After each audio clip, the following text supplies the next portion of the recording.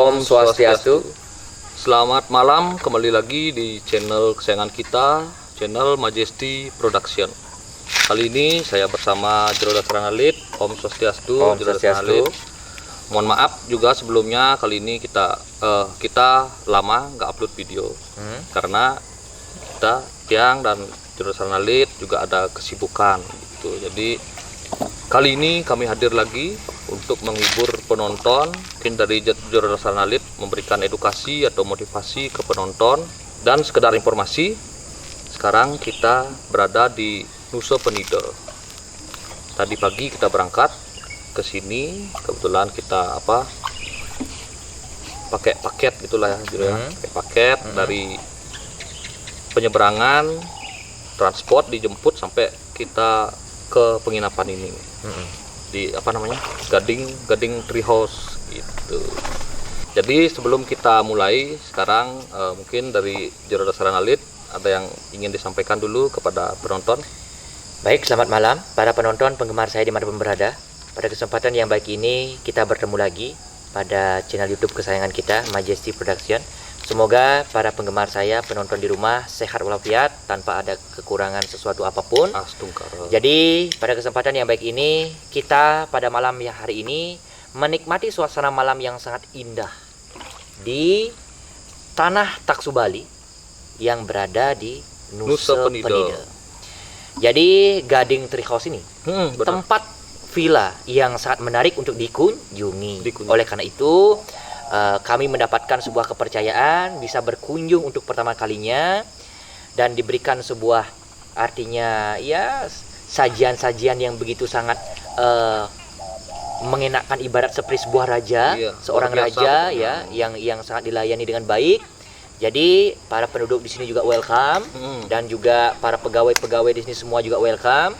Jadi jangan khawatir untuk kalian yang ingin datang ke Nusa Penida, ingin menikmati suasana indah di Nusa Penida, silahkan kalian bisa hadir dan datang ke Villa Gading Tree House itu. Karena di Villa Gading Tree House ini ada paketnya juga. Ada paketnya dan juga harganya terjangkau. Harganya juga terjangkau.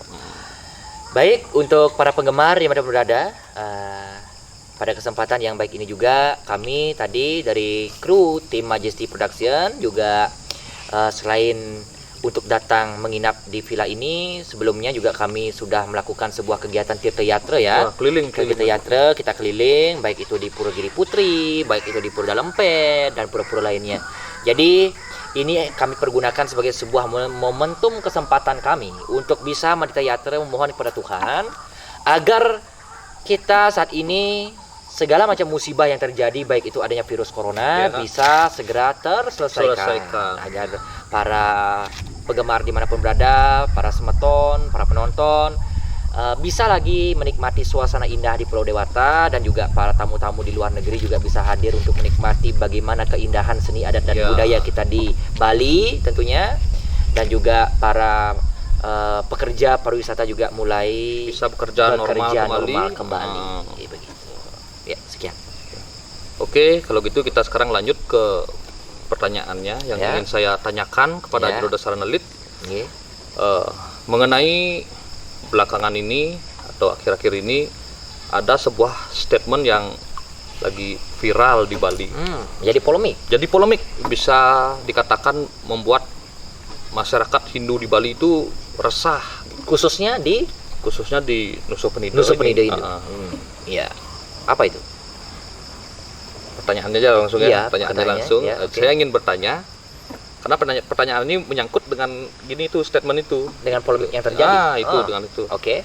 Jadi sekarang yang ingin saya tanyakan, menurut Jurudasaran Alit, apa itu dewa, apa itu betara, dan apa itu makhluk suci? Baik, silakan Jurudasaran Alit.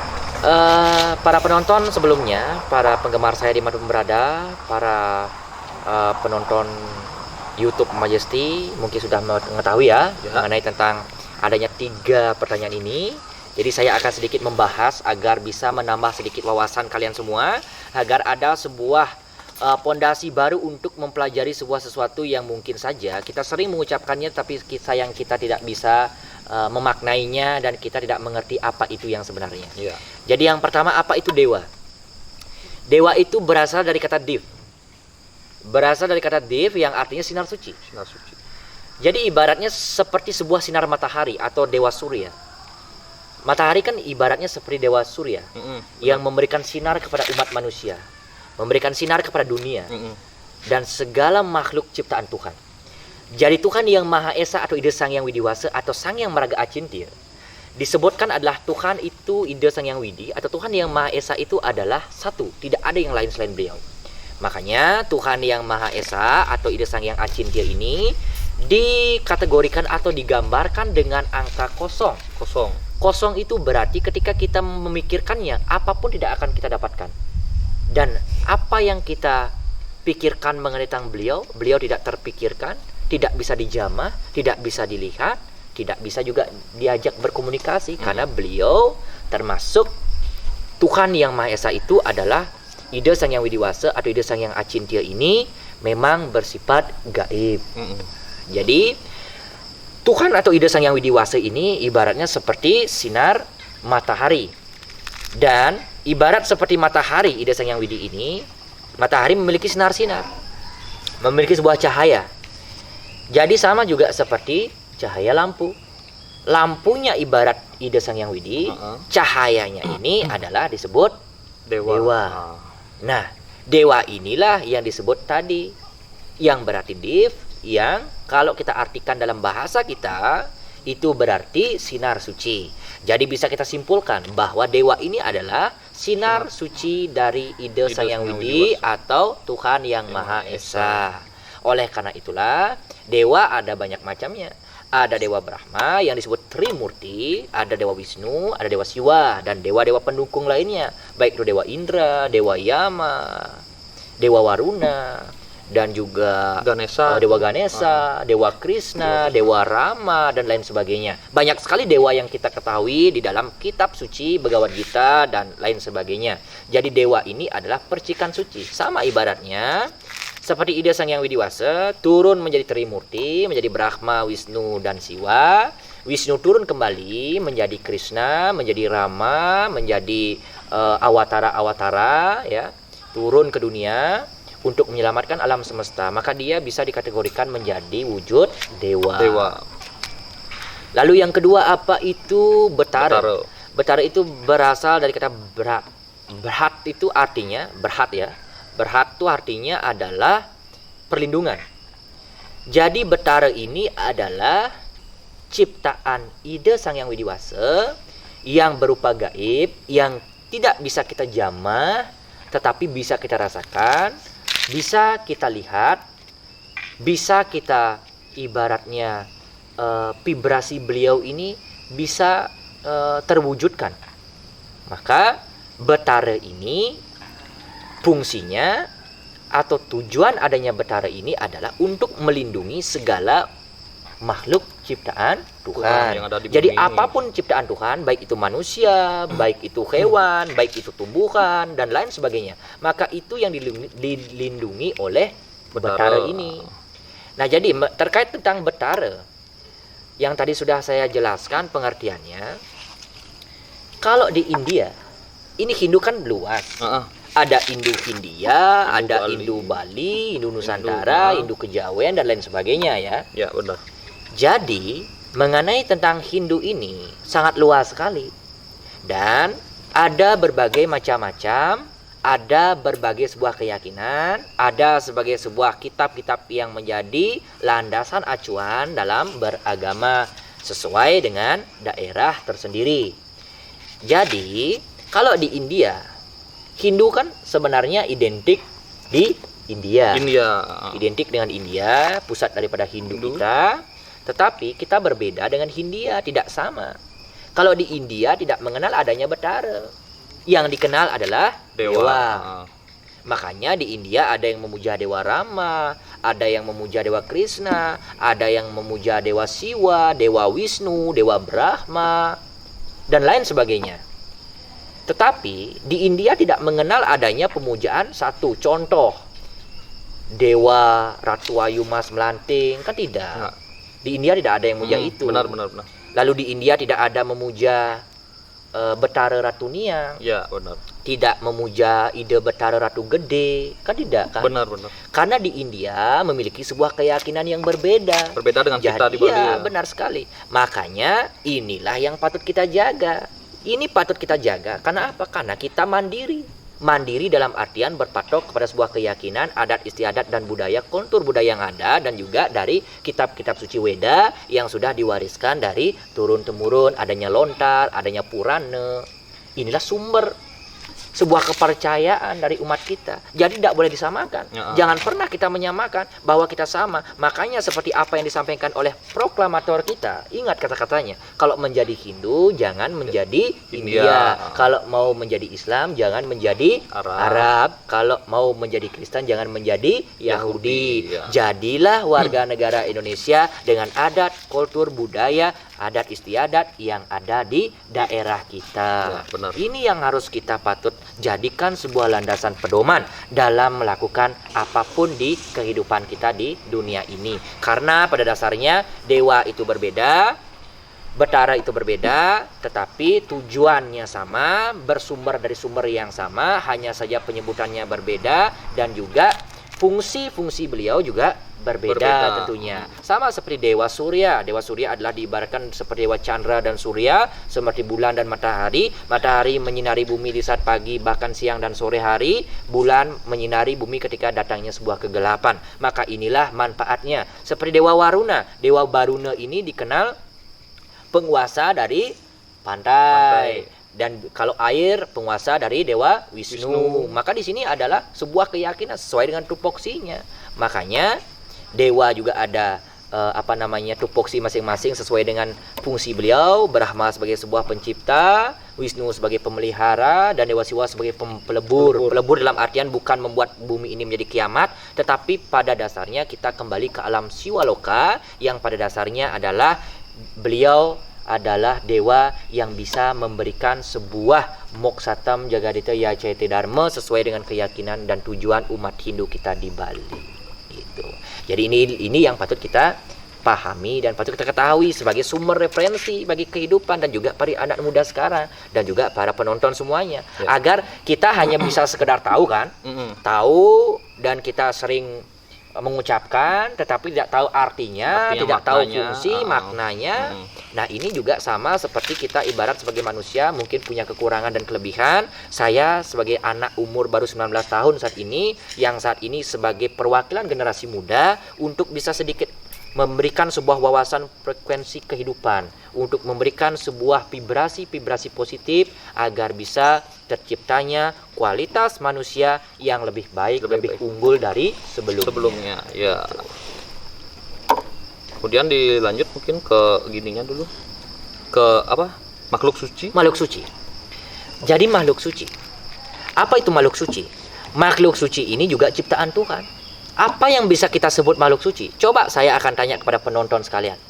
Penonton sekalian, para penggemar YouTube Majesty Production mungkin sering mengungkapkan makhluk suci ciptaan Tuhan atau makhluk ciptaan Tuhan yang paling sempurna adalah manusia.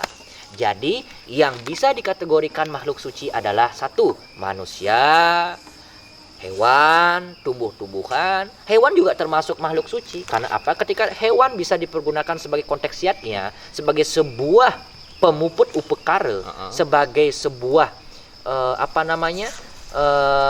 kegiatan-kegiatan upekara, upacara adat, mungkin hewan dipergunakan sebagai sebuah simbol. Jadi maka dikategorikan hewan yang digunakan simbol itu menjadi hewan yang suci. Makhluk yang suci. Itu makhluk yang disucikan. Jadi berbeda, makhluk yang disucikan ini antara lain adalah makhluk ciptaan Tuhan, atau sama seperti manusia. Manusia kan simbol. Manusia kan datangnya dari Brahman. Makanya percikan suci dari Brahman atau ide Sang Yang Widiwasa adalah manusia. Makanya inilah yang disebut dengan makhluk suci. Manusia itu makhluk suci. Makanya ketika kita lahir disebutlah anak itu menjadi anak yang suci, belum ternodai. Makanya bisa disimpulkan dalam logika kita dalam kehidupan kita bisa saya maknai dalam kehidupan saya adalah ketika kita berbicara ketika ada orang yang melahirkan, oh ini anak yang suci, oh anak suci telah lahir, oh anak dewa telah lahir, keturunan dewa telah.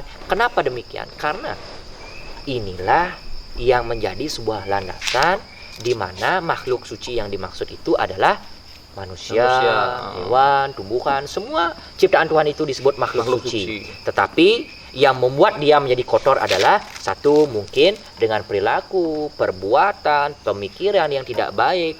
Seperti halnya orang-orang yang sering melakukan fitnah, orang-orang yang sering menodai dirinya sendiri dengan senggama semara. Jadi ini yang membuat jadi dirinya ternodai. Bukan badan halusnya, bukan suksema sarira, tapi stula sariranya, badan kasarnya gitu. Iya.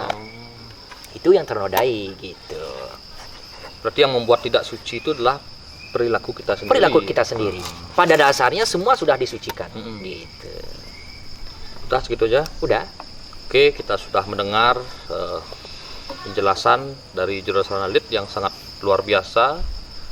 Semula kita mungkin kurang tahu, sekarang jadi lebih tahu gitulah.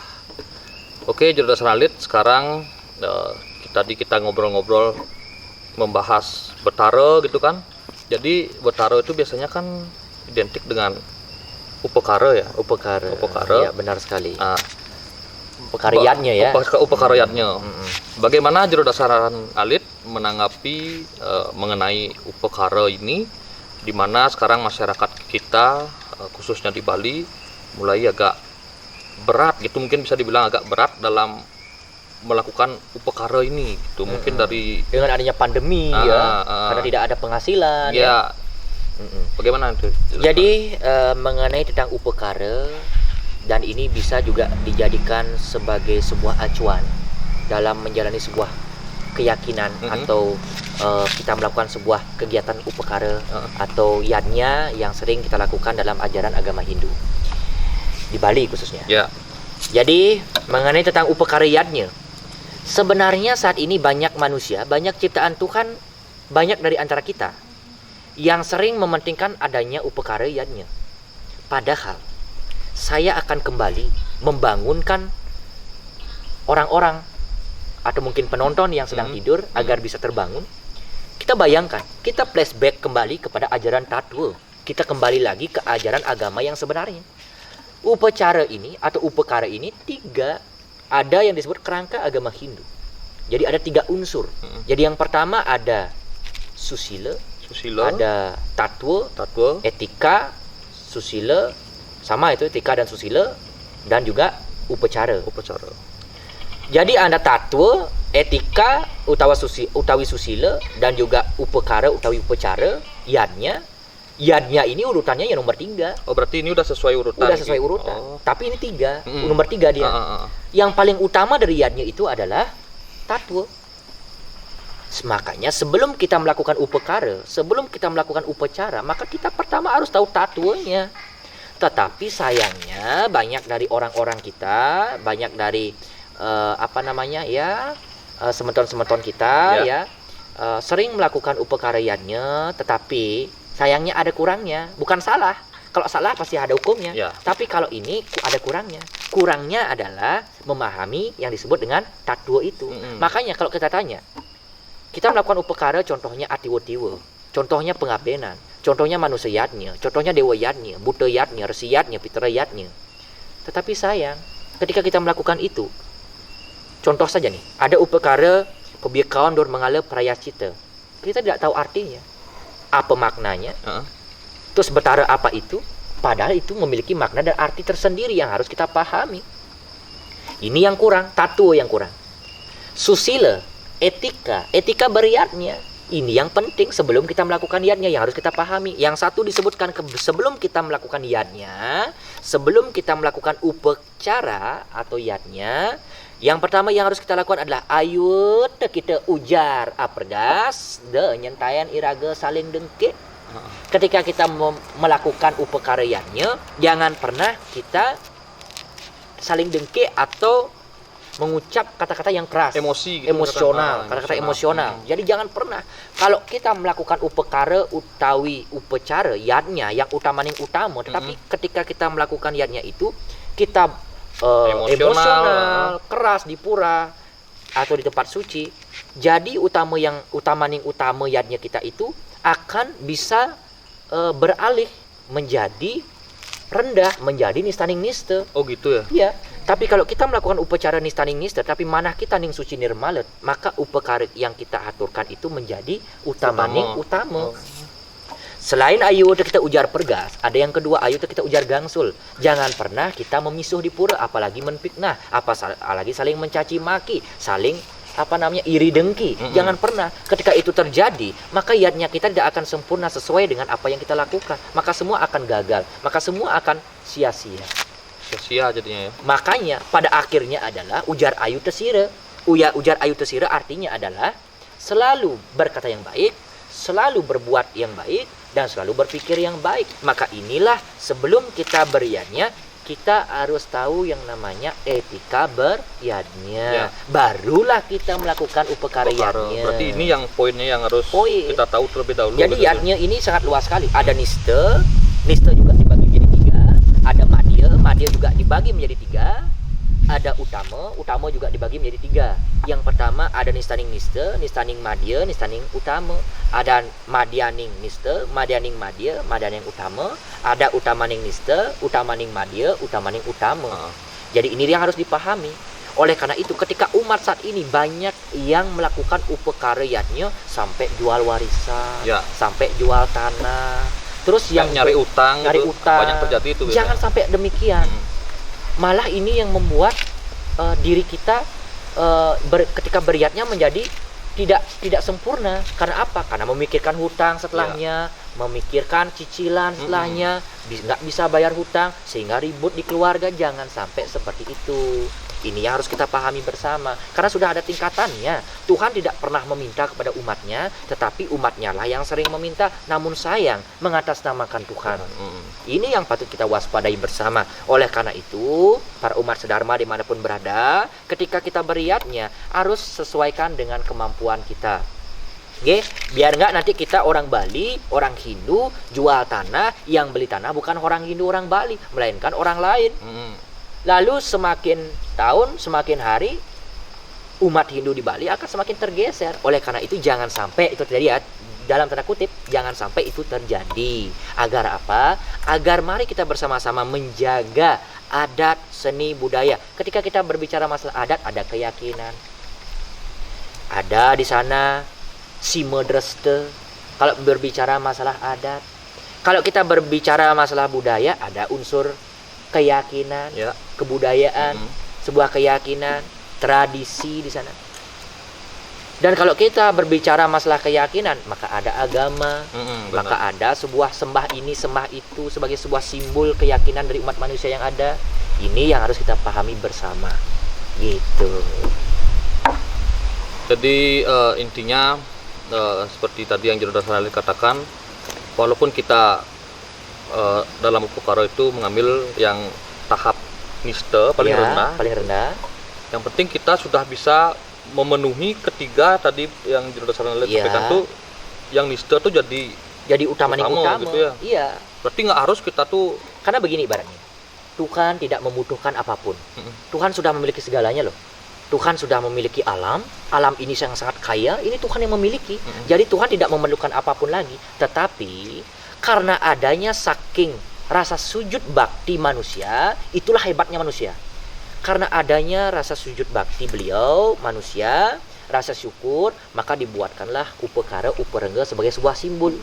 Sebenarnya upekara uperengga ini simbol, karena saking keterbatasannya manusia tidak bisa melihat Tuhan, tidak bisa menggambarkan Tuhan seperti wujud apa, maka dibuatkanlah upekara sebagai sebuah acuan simbol daripada ketika ia melakukan upekara yadnya itu. Sebagai sebuah simbol ketika dia memuja, ketika ngaturang pebiokawan apa yang dia puja, ngaturang prasita apa yang dia puja, ngaturang dor mengala apa yang dia puja, maka inilah yang dijadikan sebuah simbol gitu. Terus kita ada Hindu. Hindu kita ini adalah banyak pengaruh yang masuk ke dalam. Contoh pengaruh budaya Cina, Makanya ada yang disebut Kang Cingwi. Heeh. Makanya ada yang disebut Barong Langdung. Ya. Makanya ada yang disebut Tabik Pakulun Ido Jaya Pangus sama Kang Cingwi. Ya. Terus lalu ada simbolnya, contohnya seperti lampion. Ada juga uang kepeng. Itu semuanya uang kepeng, uang bolong itu, ya, pis bolong. itu pis bolong kalau orang Bali bilang. Itu simbolnya semua datang dari dari Cina. Oh, itu berarti dari itu sebenarnya Cina. Iya, Cina. Itu punyanya Cina. Lalu tergerus oleh zaman, karena ada budaya Cina masuk ke wilayah kita umat Hindu di Bali khususnya, maka diadakanlah sebuah sejarah yang menyebutkan bahwa adanya Kang Cingwi dan Jayapangus ini gitu, sebagai sebuah tonggak awal timbulnya itu. Lalu ada Buddha. Buddha juga masuk ke Hindu juga, itu sama. Karena apa? Karena kembali kita lagi mempelajari tentang tatoning agama. Wisnu pernah turun ke dunia menjadi awatara Buddha Awatara ya. Buddha Awatara. Nah, Buddha Awatara ini juga satu berkaitan tentang ajaran Buddha, ajaran cinta kasih, kasih sayang, sebuah keharmonisan, keakuan dan lain sebagainya. Maka inilah kita semua saudara. Iya, benar. Kita semua saudara. Janganlah kita saling mencaci maki, janganlah kita saling menghina, janganlah kita saling membenci, tetapi marilah kita saling menjaga, marilah kita saling merangkul, sehingga apa yang disebut sebagai sebuah landasan kita yang disebut dengan Bhinneka Tunggal Ika, maka di sanalah kita harus bersatu padu, maka apa yang disebut dengan proklamator kita itu bisa terwujud. Ya, pemerintah juga akan tenang kalau kita sudah prakabak kerubuk, pekedek pekenyem, segala segilik, para sarosa penaya. Jadi pemerintah akan senang. Nah, sebelum kita melakukan itu dengan orang lain, alangkah baiknya kita lakukan itu dengan saudara kita yang terdekat. Iya, benar. Gitu. Udah. Nah, sekarang nih pertanyaan saya mungkin yang terakhir nih ya. Kembali lagi ke sebuah statement yang lagi viral di Bali ini. Oh, ya. Bagaimana tanggapan Jero Dasaranalit menanggapi statement yang menjadi viral belakangan ini atau yang berpolemik?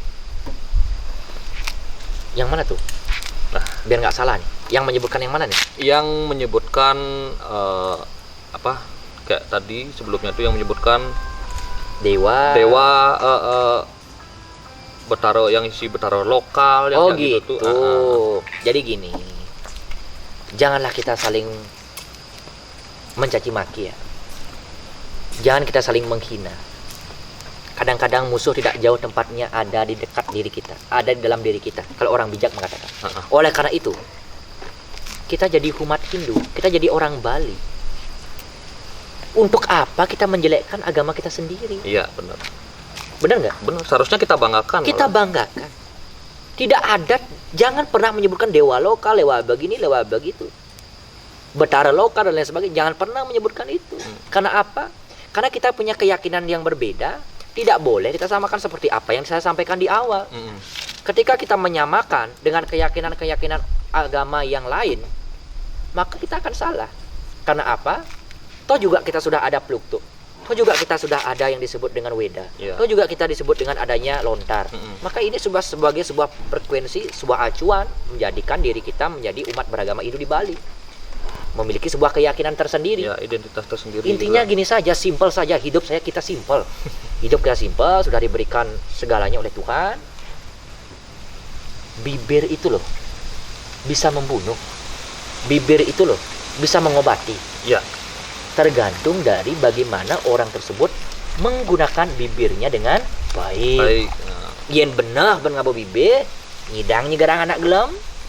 Yen pelih ben ngabo bibir, sakitnya bisa mati. Kenapa demikian? Asal pelih ngabo bibir tampo ge anaknya jadi maang batu bulitan saja sih. Inilah yang membuat marilah kita berhati-hati berbicara, pikirkan agar nanti tidak menyakiti orang-orang yang memiliki sebuah kepercayaan yang berbeda, keyakinan yang berbeda. Hargai. Jangan pernah kita membicarakan ini lokal, itu lokal dan lain sebagainya. Jangan. Marilah kita sekarang sebenarnya kita menjadi umat Hindu. Mulailah sekarang untuk bisa ajumang niki. Ya. Mangda kengken. Mangda anak muda ini semakin semangat. Kalau dibegitukan, maka anak muda akan semakin malah ada timbul keraguan, bingung. Jangan seperti itu. Kalau kita ingin ngajegang budaya Bali, kalau kita ingin ngajegang agama Hindu kita di Bali, jangan pernah kita sampai mengatakan hal-hal yang memang merusak keyakinan budaya Bali. Ini yang harus kita pelajari bersama sebagai umat manusia, agar bisa seperti apa yang dikatakan oleh proklamator kita yang mengatakan bahwa Bhinneka Tunggal Ika ini menjadikan segala umat manusia menjadi satu tujuan, satu visi, satu misi untuk menjadikan negara kualitas manusia yang lebih baik dari sebelumnya. Begitu. Ngiring raga niki pada eling mesemeton. Kita semua sama. Ida betara nih sungsung raga nak tua besek, ida betara ring kayangan besake, apa malih ida sang yang widiwasa nak tua tunggal siki, ngiring sarang-sarang agar kita bersama-sama eling menyametur mesemeton begitu. Kalau udah seperti itu pasti kita akan semakin kuat. Semakin gitu ya, kuat. Ibaratnya seperti sebuah sapu. Ketika sapu ini diikat menjadi satu, maka siapapun tidak akan bisa mematahkannya. Tapi kalau sudah sapu ini satu lidi, tidak dikatakan sapu tapi lidi, maka siapapun akan mampu untuk mematahkan dengan mudah gitu ya. Iya, mudah sekali gitu loh. Udah gitu ya. Udah. Oke, mungkin kita sudah dengar dari Jirodasra Nalit sesuatu edukasi yang sangat luar biasa, mungkin dari penonton, edukasi anak muda, terutama untuk anak muda dan juga edukasi dari anak muda umur 19 tahun nih. Malu dong, orang yang lebih tua kan harus lebih mampu ya. Jadi ayo lebih kita sama-sama harus gitu. lebih bijak gitu. Oke, mungkin segitu saja dulu pertanyaan saya kepada Jirodasra Nalit. Semoga penonton di rumah bisa memaknai dari penjelasan dari Jirodasra Nalit agar kita semua bisa saling raket, saling harmonis dalam bersatu, dalam bersaudara itu bersatu dan semakin kuat gitu ya. Benar sekali. Mungkin kita tutup aja dulu konten kita sebelum menutup.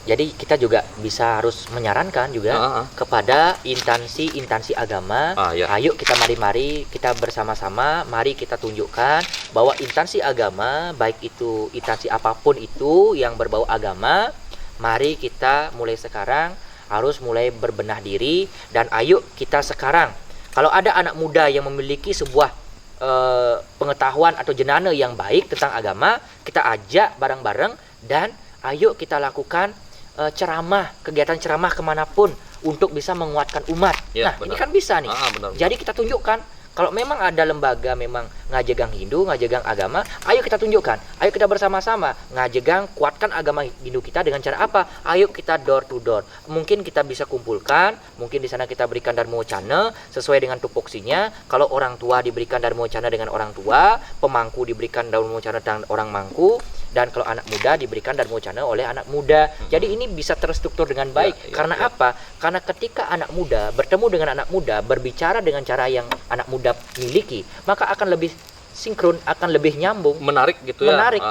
Menarik sesuai dengan bahasa mudanya. Anak muda, gitu. Jadi silakan kalau mungkin para penonton ingin mengundang kami ya dari tim Kru Majesty untuk memberikan sebuah dharmawacana, mungkin kemana, kami siap ya. Kita siap demi melayani umat, demi melayani masyarakat, dan demi menguatkan agama Hindu tentunya. Benar.